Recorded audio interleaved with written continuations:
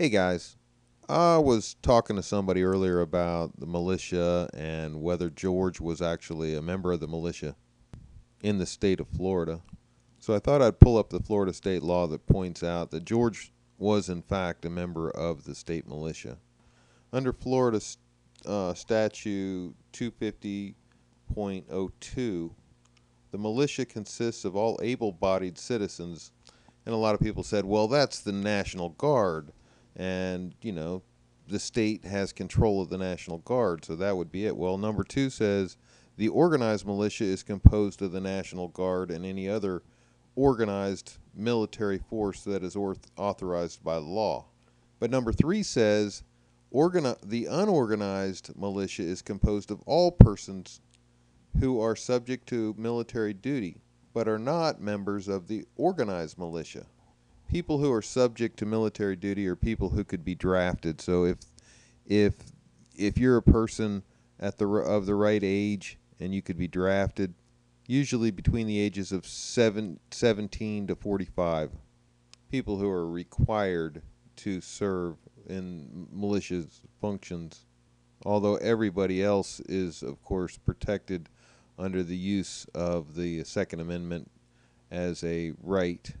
The right of the people to bear arms shall not be infringed, and it doesn't say militia members, and it doesn't say people that are of a certain age. But I wanted to verify because, we have the state militia and then we have the federal militia, but of course the federal militia is the states when they're called into service. So there you go. That's the entire state law on militias in the state of Florida under the statutes of the state of Florida.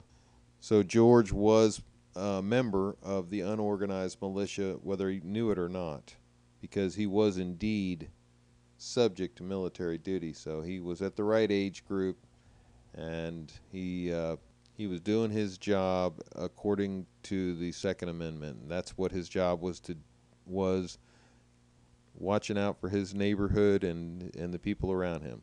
We're all militia members, and it's our job. It's not an option. Everybody has the requirement. Unfortunately, most people don't know it, and the media likes to help people forget it, or even tell them that they don't have such a requirement under the law. The Constitution's very clear, and there's a good reason for the Second Amendment. It's to keep the state free. The state can't be free if we have an overbearing federal government.